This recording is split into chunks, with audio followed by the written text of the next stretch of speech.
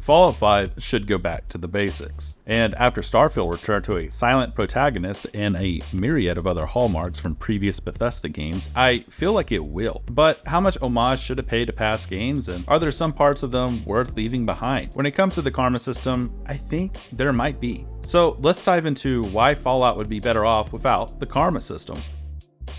Back in the PS3 and Xbox 360 generation, karma systems felt like the future of gaming. We were no longer just finishing levels or playing through stories as a hero destined to defeat a bad guy. In some cases, we could become the bad guy. Fallout 3's karma system was wonderful, but now it's slightly outdated. Fallout 2 was ahead of the curve with its karma system, which was similar in execution to mechanics we later saw in Mass Effect, Infamous, and Fable 2. But most people, myself included, wouldn't be introduced to it until Fallout 3, a soft reboot helmed by Bethesda that brought the series into the third dimension. You could be an angel in power armor, the devil in a blue jumpsuit, or an awkward in-between where you didn't reap the benefits of either. Once you started to move in a certain direction, there was a mechanical and narrative incentive to see this moral compass through to the end. Fallout 3 even had trophies and achievements tied to reaching big level milestones with good, neutral, and evil karma. That's 3 playthroughs right there. As a kid, I definitely wasn't old enough to play Fallout 3. I spent several hundred hours on the dreaded PS3 version, playing the game through several times, being good in one, evil in another, and finally neutral for the final playthrough as I edged closer and closer to the platinum. It felt novel at the time because I was so used to video games which had a beginning, middle, and end, while rarely bringing player choice into the equation. I didn't grow up on PC gaming, and console RPGs were more about melodramatic anime boys than the consequences that my actions might have. But when Fallout 3 came along, it changed how I thought about games. Nuking Megaton is the core example of this, a good or evil decision which radically alters the game world and how you are perceived within it. Push the big red button early on and boom, you're left with so much evil karma that's hard to come back from, while disarming it before killing Alistair Tenpenny and his cronies will put you in the good books for a long time. You'll make decisions like this throughout most of the main quest, pushing you down a handful of varied dialogue trees that ask you to be a good dude or a scheming villain. Going the middle route just isn't very interesting, and much like Mass Effect or Infamous, you'll be locked out of most things worth having if you do. So you go good or evil, but ultimately I just can't help but feel that this way of thinking is rote. Moral choices in games have evolved, and frankly Fallout should do the same. The Witcher 3 was the first RPG of this size and scope to make that clear. You didn't play as a custom-made character for one, with Geralt of Rivia, a hardened monster hunter who says he is only living for the coin, but under the surface cares deeply about certain people and places. It's required of the player to read into the moral implications of each dialogue choice, and if they want to play Geralt as a ruthless hard-ass with no interest in his fellow man, or a man who holds a lot of trauma close to his chest but doesn't want people to suffer in the same way he has. His dogged quest to save Ciri throughout the third game is all the proof you need, not to mention the ways in which he cares for Yennefer and Triss. You've got Baldur's Gate 3, one of the most accomplished RPGs ever made, and will constantly ride the lines between good and evil. You can play as the Dark Urge and give into such instincts, which is brilliant in itself, but the majority of the tabs you create are free to take on this world however they see fit. You can be a deplorable murderer who storms the grove and murders innocents, or stand up against evildoers who stand in your way. Or, my favorite way to go about things is to never make yourself predictable, making choices that are neither right nor wrong, but align with the values your character subscribes to. Listen, few Bethesda RPGs have ever managed to be this deep with their moral decisions, having to explain everything to the player in fear they end up doing something they regret. Fallout is a game where the world has already ended, leaving survivors behind to look for scraps as they fight for their lives. The worst has already transpired, and you must decide whether you want to add to the misery, strive for something better, or maybe just kind of play in the middle. It's a series that would benefit from far less transparency and a willingness to trust the player to make decisions that they will both be proud of and potentially regret. Then they can tackle yet another playthrough and see through it all over again. I still want to make the allegiances with factions like NCR and Brotherhood of Steel, but I'd love for the ways in which we move about these places to be far more complicated. A means to infiltrate, betray, or become more than one and done wasteland explorer who has only a single road to walk. RPGs are strongest when they're deep, complicated, and unpredictable, all qualities that Fallout 5 could do with embracing. If that means ditching karma, so be it. Let us know in the comments about a time you played Fallout a different way than you normally would and what you experienced. And as always, head to thegamer.com for features, lists, and more.